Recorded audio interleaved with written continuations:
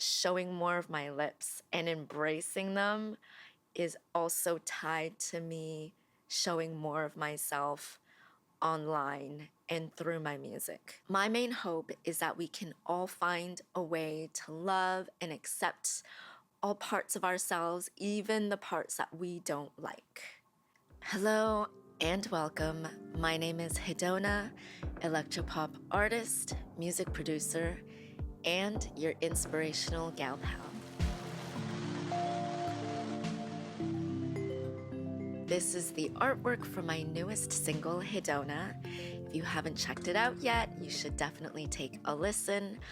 I will leave all of the links in the description below so you can check it out. My sister helped me take the photos for the photo shoot day, and she helped edit them, and then my mom gave her 2 cents in as to which photos she liked best. And then she was the one that suggested I show my dad to get his input or just show him. And the first and only thing he said was, "Why did you paint your lips so ugly?" I mean, I think that's the translation from Cantonese to English. And that comment is actually what sparked the idea for this entire video. I just want to talk about my lips and my journey with finally embracing them. And you might be asking, what is wrong with your lips? They're big and everyone wants big lips now, but ever since I was little, my family always made me very aware of just how big they are. And for some reason, of my entire immediate family, I am the only one with lips this big. And because of that, I just became super self-conscious about them all the time. Growing up, I used to love playing dress up. I would wear my mom's heels and put on her jewelry and obviously put lipstick and eyeshadow and blush on because it's just, as little girls, we like doing that, or at least I did. And so when dress up came along and I had my makeup on, my dad would always compare my face to Rafiki's butt, the baboon from Lion King. So he'd be like, "Why are you painting your face like a baboon's butt?" So it's no shocker that it took me a good 20 years to start feeling okay with wearing lipstick. My family would always go, "Why are your lips so big?" As if I could answer that question. But obviously it's all genetic and I got it from my paternal grandfather.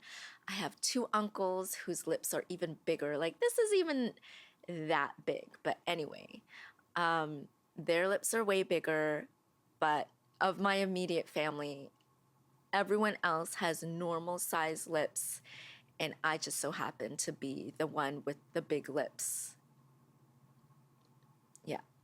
My face being compared to a baboon's butt on top of the constant remarks from my family about the size of my lips obviously made me not want them. And so while I was hearing from the outside world, "Oh, your lips are so nice," and blah, blah, blah, I was hearing the complete opposite inside my family household.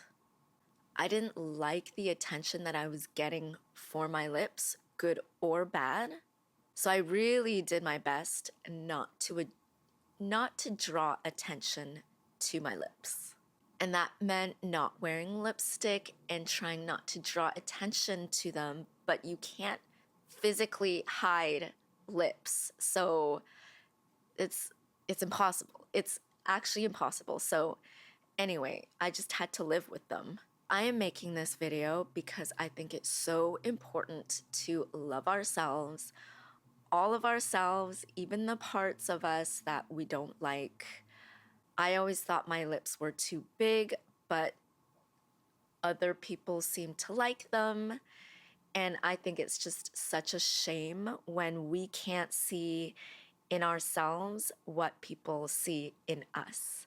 And I feel like we would be just so much happier if we were nicer to ourselves. I think that I am just trying to embrace my lips more as I get older. And that is why I wanted to use a bolder lip color for the artwork, because I'm trying to show more of myself. The song is also bold and dramatic, and obviously that's reflected in the choice of color that I used on my lips. But I think throughout this entire music journey, as I let myself be seen, it's kind of being reflected in the choices I'm using for my lips as well, because I'm very comfortable hiding in the background and being in the shadows. Showing more of my lips and embracing them is also tied to me showing more of myself online and through my music. So when I realized that, I thought that was actually a very interesting correlation. And I guess that is why I'm more comfortable and embracing my lips more, finally. Hallelujah. It's only taken almost 3.5 decades. I shot a music video last November in LA. Hopefully, I'll be able to release it later this year, but we'll see. And I didn't bring any makeup with me. I don't know why. Anyway, I had to rush and buy all my makeup, and I was speaking to a sales associate, and she recommended this really dark color for me. I don't know why, but she's like, "Oh, it would look great on you." And so I tried it on, and I guess she convinced me. But as I was putting it on, she's like, "Girl, you are not putting it on your entire lip." And I think I just still do that because I don't want to overemphasize things. But she was like, "If I had your lips, I would just be covering it all. I'd be painting it all." And I was like, that's too much. It's just sad that we can't love what we have, even though other people would kill to have that thing. But like I mentioned, as I show myself more and let myself be seen, I'm able to finally embrace my lips, but also just appreciate the fact that my parents gave these lips to me and just being grateful for that. I have them for a reason. My grandfather clearly wanted me to have these lips or something. So here we are. These are my lips. This trend of filling your lips to the brim and going past a natural looking state to get bigger lips, it's so bizarre to me because I grew up not wanting these lips. And now people are going to extreme measures to have them. And I just say, love your lips. Just embrace them, enjoy them, whether they're small or skinny or big, fat, wide. I don't know. I think it's just so much nicer to be able to say, this is what I was born with, and I'm going to love them no matter what. And let me tell you about my eyes. These have caused me so much strife over 3 decades. It took me so long to get over the fact that I have monolids. And yes, I could have just gotten surgery, but I didn't want to do that either. And as I get older, I have really embraced my eyes, just accepting my Asianness as well. That really helped me embrace my monolids. And now as I get older, I'm getting more wrinkles and I'm noticing, the double lids are coming in. And I'm finally thinking, oh my God, no, I don't want double eyelids. I want to keep my monolids. And that is not something I ever thought that I would say when I was younger. So even though they're small and they're like, I would see other people with their massive, gorgeous eyes, I'm still like, you know what? These are my eyes. And I'm not going to change them. And I don't want to change them. My main hope is that we can all find a way to love and accept all parts of ourselves, even the parts that we don't like.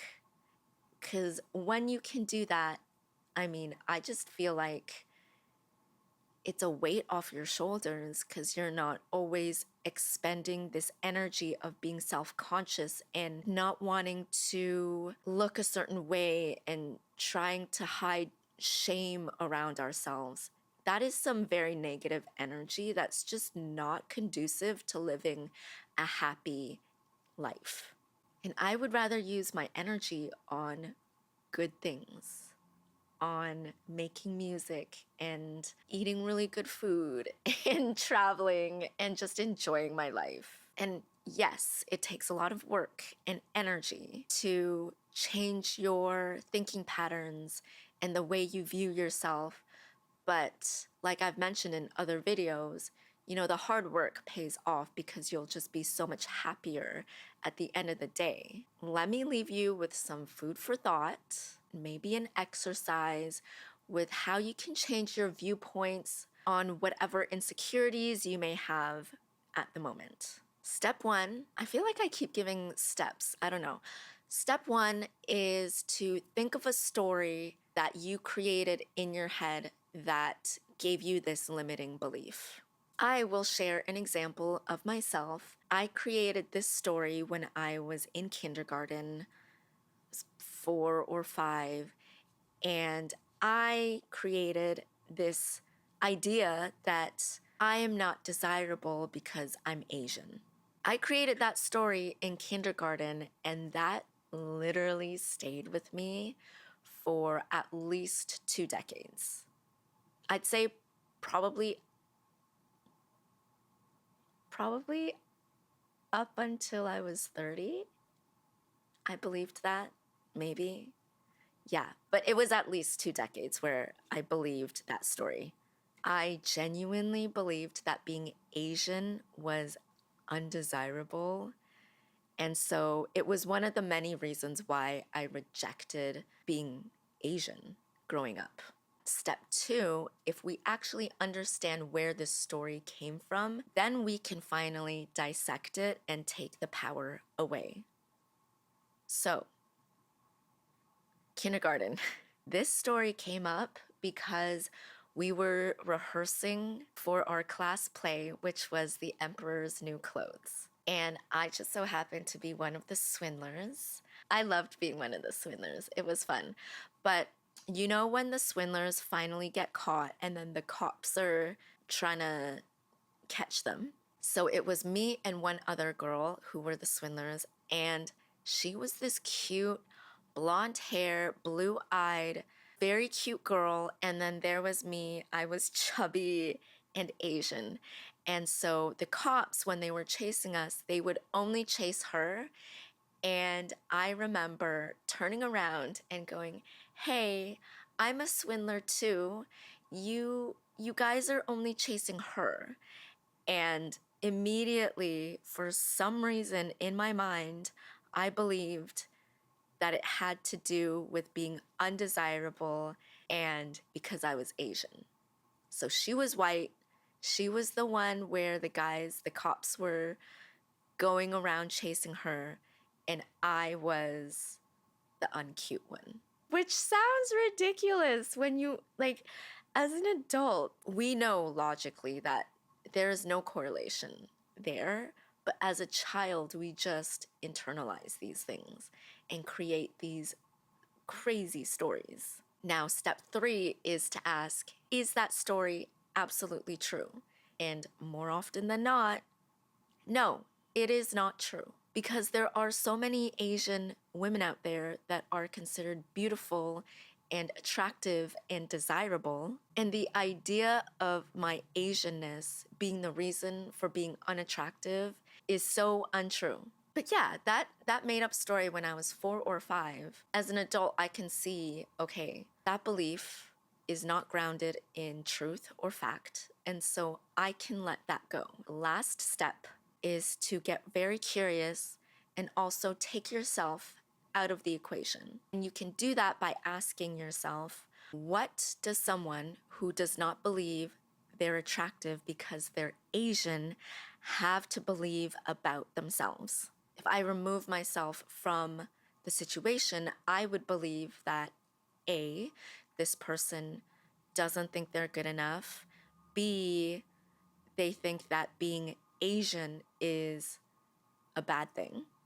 And then C, they are putting their self-worth in being desired by someone, which is actually very unhealthy. So already at 5, I had these issues. Yay!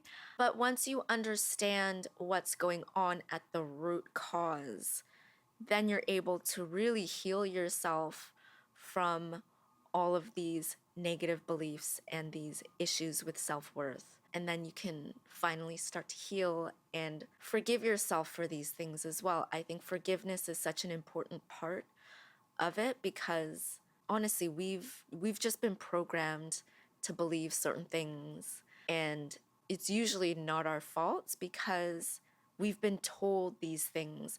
We learned these things subconsciously, and being able to forgive yourself just alleviates a lot of pressure and negativity from the entire situation. So I would add that to the list.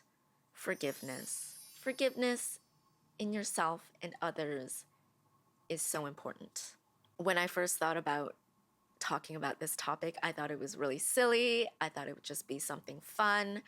But then I ended up just getting a little bit deeper with it. And I think that's the reason why I was supposed to talk about something as superficial as lips, but it's more about self-love. Hopefully you can find ways to put yourself in other people's shoes and see what other people see in you for some more love and happiness in yourself. And if you have any underlying beliefs that make you unable to see those parts in yourself, really start dissecting those beliefs and see where they came from.